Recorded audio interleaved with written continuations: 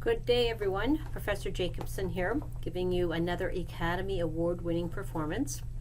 Today, I would like to review with you the destination branding article that I have shared with you. You can find this under the course documents, week 3. And I'd like to bring to a few points to your attention regarding this document. Hopefully, the idea would be that you have read it, at least skimmed it quickly, maybe with a highlighter, understanding a few of the terms that have been outlined, and then I'm going to give you some further context to it. In order to fully appreciate this article, it was imperative that you had taken time to review Chapter 9 from the marketing textbook, as well as going over the slides that were also posted for week 3.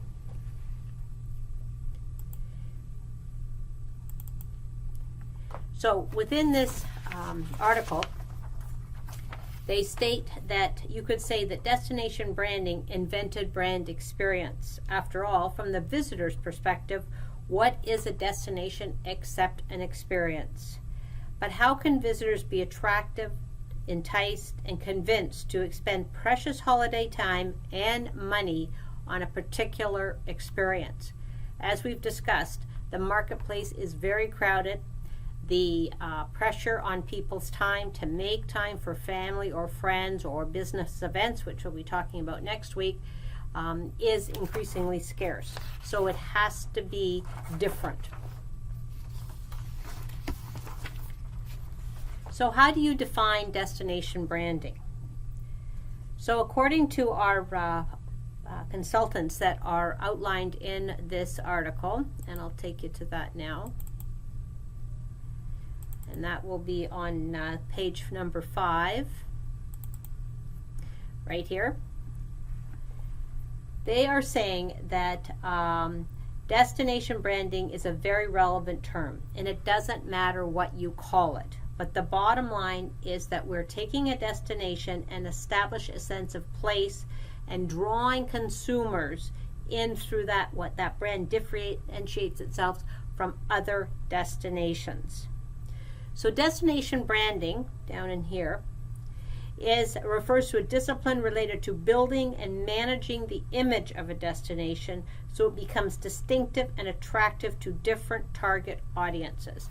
And this is the key when we're going to be speaking about this next week, the different target audiences. Because remembering that we have the consumer, the visiting friends and family, the individual business traveler, the corporate meetings and events traveler.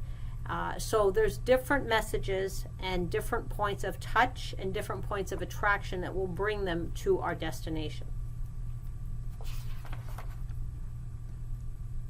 Okay, taking you to the next page, page 6. One of the points that was raised here under from Mr. Bellosio from one of the consultants said, the main challenge in here for most destinations is to become known and attractive and generate preference among their main target audiences, contributing to the substantial economic and social development of the destination. There's no place more telling than that here in Niagara. We have discussed this quite a bit over the course of your time with us. And I know those of you that have spent your last year in your co-op in the Niagara region will know the power of the tourist or the visitor to the economics of Niagara. We have little other industry here anymore. The hard goods manufacturer that at one point drove this market, they're gone. We need tourism, and in doing so, it'll keep our individual citizens alive and well.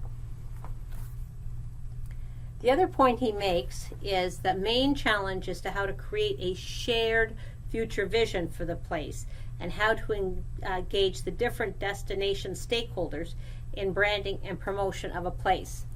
And again, for those of you that have worked in the industry, you will know that for a great deal of our various tourism businesses, the hotels, the attractions, the restaurants, are in fact owned and operated by a handful of citizens here in the Niagara region.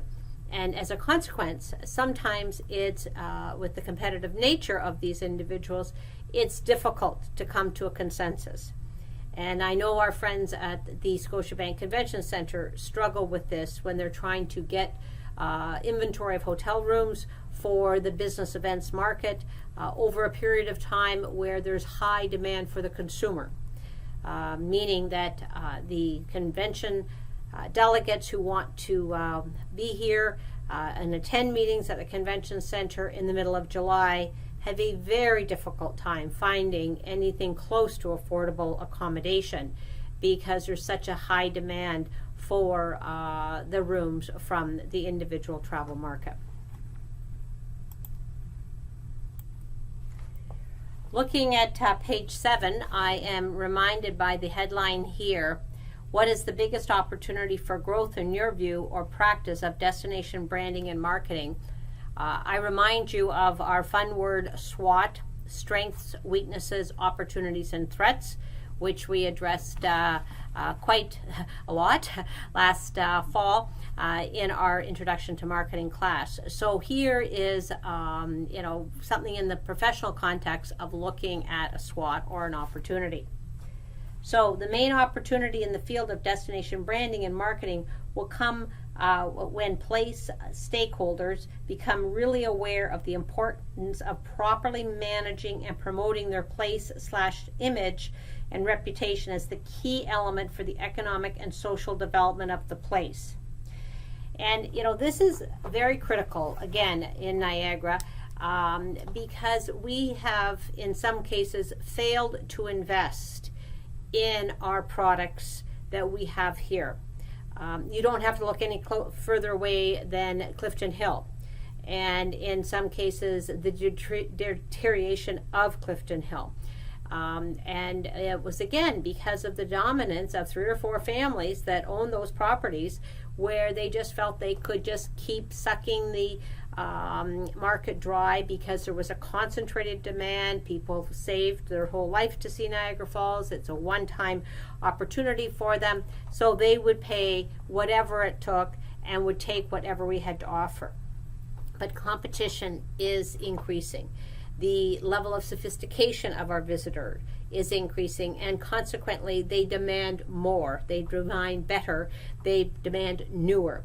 And thus you are starting to see some new installations in Niagara to support that very situation. But we, for a period of time not that long ago, were in a position of serious decline in terms of our product inventory.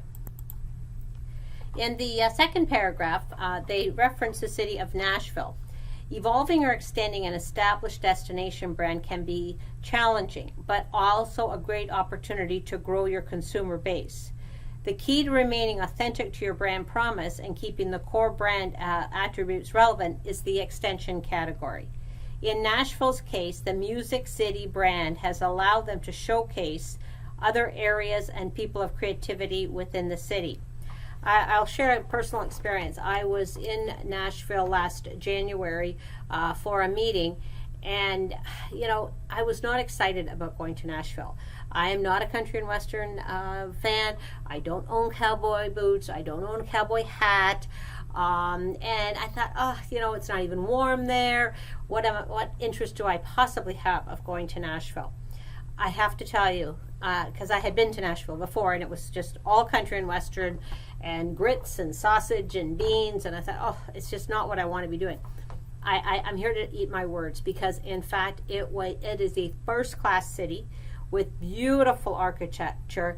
A lot of big businesses are calling home there. The convention center was probably one of the nicest state-of-the-art buildings I've been in, leading edge in terms of green. They had the bees, they had the green roof, they had all the energy conservation things in place. The food was fabulous. The people were wonderful, very high quality of restaurants, not just barbecue and beans and grits. It really has taken off. But fundamentally, they are still a music city. That's the heart of their DNA, and they still will press that. But they're expanding their reach. So I was very impressed with what Nashville's done. I'd like to take you now to page 13. under the headline of innovation. Innovation is not only a competitive driver for brands, but even expectation from its audiences.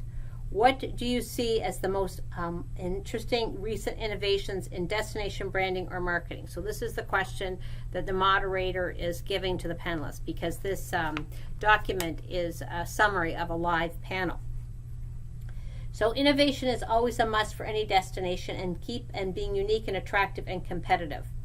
So again, Juan Carlos, the international consultant, says, I think innovation is always a must for any destination. Keep being unique, attractive, and competitive. Innovation may come by designing new product offerings, using innovative tools, or changing the way we engage with different stakeholders with a place. A good example of this is how tourist destinations are increasingly using smart technologies, not only to promote the destination, but to interact with their visitors. So I challenge you to look for these examples as you go through your destination course with Professor Hall, as you go through your SCIF presentations, as you look at the various elements in this course as it relates to the country that you've chosen from Destinations 2. Just see, where are they really making use of technology, changing up the way they may traditionally have provided certain showcases. And again, here in Niagara, in the old days, you would come down and you would stand and you would look over the bridge at the falls and say, okay, there's Niagara Falls. Now we have different types of engagement where people can be, the Maid of the Mist or the hornblower has been around for many, many, many years.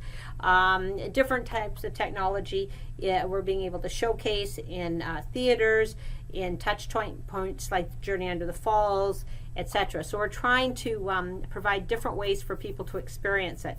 Even maybe the zip line would be another example of that, in terms of an opportunity to see Niagara from a different perspective, literally from a different.